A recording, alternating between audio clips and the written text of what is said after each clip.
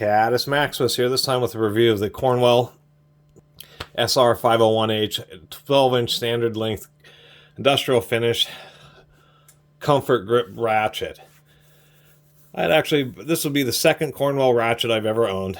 I did a video about one a few months ago that I bought, and it turned out that it had stripped out internals and wasn't easy to find parts, and when I did, they were really expensive, and so I just gave up on the ratchet and tried to go buy the local Cornwell truck. And you know, I've always had not very good experience with warranting tools to tool trucks, and Cornwell denied, the truck guy denied it. I guess I could have sent it into the factory. I just didn't want to deal with it. I paid 20 bucks for it, and it was blown out, so I just got rid of it. Well, I went by a flea market in the next town over with a friend, and there was somebody who had a whole pile of tools. Just a bunch of Craftsman stuff, but just boxes of ratchets, and this was in one of the boxes of ratchets. Offered him 10 bucks and he took it. So I said, okay, I'll give another Cornwell ratchet a shot. Maybe this one isn't blown out, and it actually seems to work pretty well. This is once again the SR501H. On Cornwell's website, I was really surprised they're still selling this. They want $125 for this ratchet, 30-tooth ratchet. In my opinion, definitely not worth that much money. $125, you know, get a Snap-on. Otherwise, maybe get a Proto. I mean, it just seems hard to me to justify that kind of money for this ratchet, especially because I really don't like this quote-unquote soft grip, comfort grip handle. One thing I'll mention is it does have a decent detent, but it is not the strongest one in the world. I'd say it's a little bit soft for like a real professional tool truck brand ratchet. I was expecting just a little bit more tension on the ball detent. Maybe not require a pry bar to remove the sockets like Snap-on detents, but I was expecting something just a little bit more rigid. Besides that, it's coarse tooth. I will say that the anvil, you know, it's reasonably tight. It's okay. It's tolerable. I will give them credit. I like these kind of designs that just use snap rings, no kind of threaded fasteners, so this technically will never really fall apart on you. And do like this design. Old East Coast would do that, where they have a retention ring and then a snap ring where it expands into the groove. And I will give them credit for this reverse switch. It is a heavy-duty reverse switch. What they have is this pin that goes through the switch, held in through a snap ring, but it's all steel. So even though it's not flush, I mean, it is just super solid. Dropping this ratchet, having hit the ground, is not going to ever cause any trouble with the reverse mechanism. I will also give a little bit of credit to the fact that it's like a double wing design, so it's pretty easy to flip with your thumb. And it seems like an overall decent ratchet.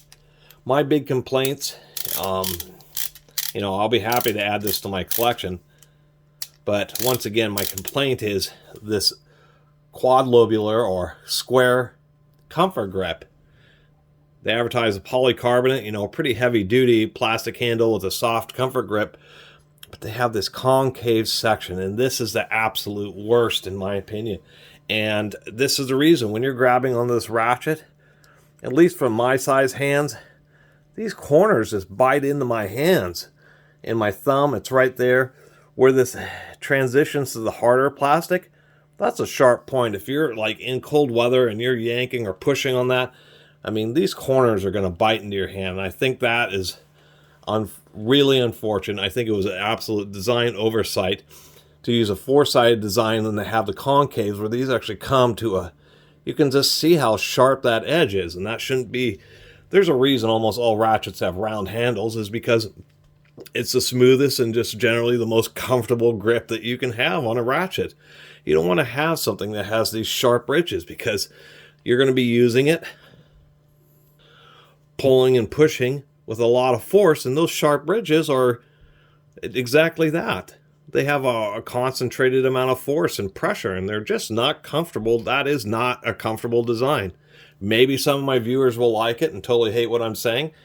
I mean, you wouldn't be a YouTuber if you didn't get hate in the comment section, but for me, I mean, for this ratchet, you really have to grab it way up here for it to have any kind of comfort, or the whole handle should be rounded like this, not transition to these sharp edges, so when you're naturally grabbing it, you're just going to have these darn riser sections biting into your hand. I think their kind of idea is something like maybe holding it like this, but this is a 1/2-inch ratchet. You don't use 1/2-inch ratchets for installing hose clamps and, repairing laptop computers and cell phones.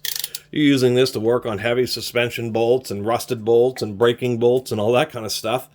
And I think it's just absolutely unfortunate that they chose such a poor design for the Comfort Grip handle. Anyway, let's take a quick look inside it now that I'm done complaining about the handle. Whoop, I got that over too far there. See if I can't get this snap ring out. It's always fun to try to get these out. There we go. Actually had pretty good success. Just pop it out. We can see nice coarse teeth.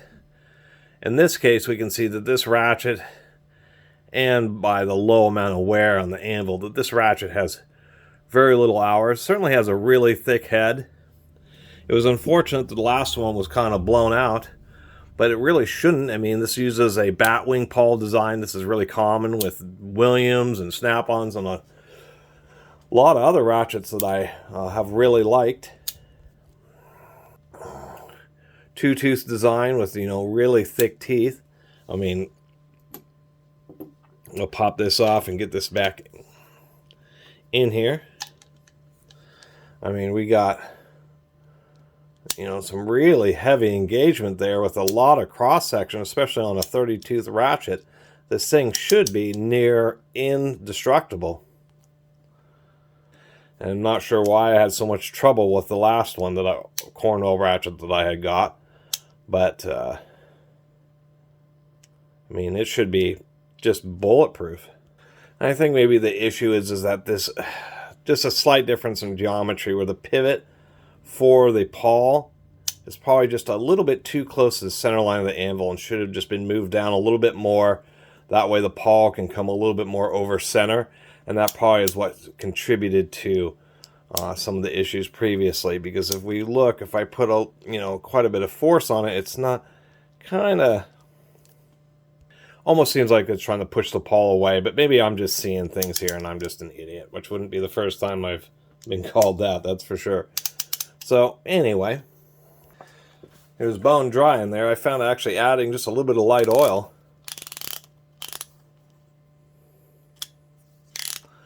really sounds a lot better, to tell you the truth.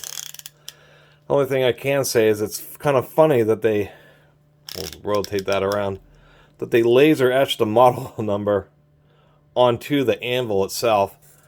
Doesn't really make any sense, It's not that difficult to, or expensive to make a stamp, to stamp in the model number. And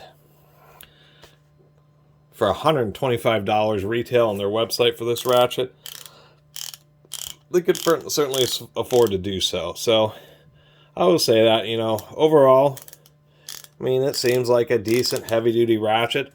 I just really don't like this Comfort Grip handle. I'd recommend people just go with the normal steel handle if you're really into Cornwell tools, because the way that these narrow ridges on this soft grip just are not comfortable at all. It doesn't matter how you're gripping it.